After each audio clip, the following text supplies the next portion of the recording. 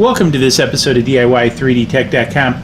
In this episode, we're going to be cutting some phenolic material. I'm not sure if I spit that out correctly, but this is what I'd call old school plastic. So this is a paper resin based product. Basically what happens is they take paper and like an epoxy resin, and under heat and pressure press this together, sort of like for your old school guys out there, sort of like a Bakelite material. Now what I'm doing is I'm making this for a bed replacement for the Wanhao printer, which I'm going to convert over to primarily print nylon. So one of the things, nylon sticks very well to this, or at least that's what I'm so told. So what I'm going to do is machine a new bed out of this material for the Wanhao. Partly in this episode, what I want to do is show how the phenolic material actually cuts. So I'm going to be using standard single flute cutter over here, like I would in cutting acrylic, etc. So this is my first time actually cutting this, so I'm very interested to see how this cuts up. So I've got everything set up on the machine, so we're basically ready to go. I'm going to put the shield in place, activate dust collection. We'll jump to a bit of a time lapse, and then at the end we'll come back and take a look, see what it looks like.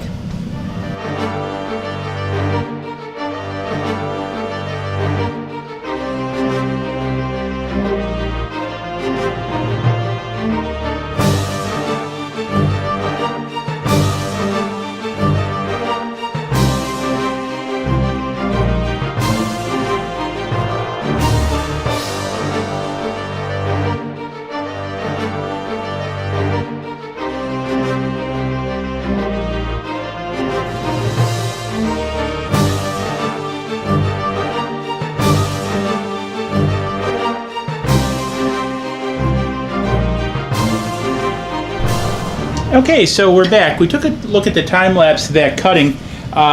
They actually cut pretty good, so I was actually surprised with that single flute cutter. I got to tell you, the single flute cutter is really my sort of go-to cutter for all things plastic anymore. It just, even versus the two, does a very nice job.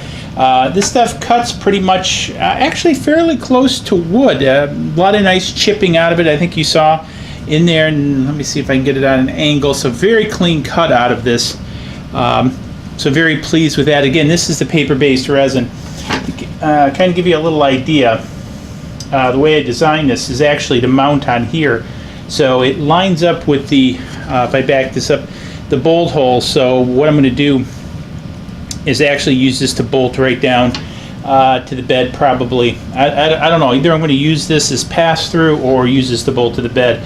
But I lined up the holes and you can see kind of how it'll work. And then what we'll do is we'll feed the nylon. I'm also considering changing this over to a Bowden extruder for the nylon. I've got an E6 3D clone that's all metal that I'm thinking, because this guy is pretty worn out now. So, and that's one of the reasons I'm converting this over. But anyways, wanted to share this with you guys, cutting this phenolic material.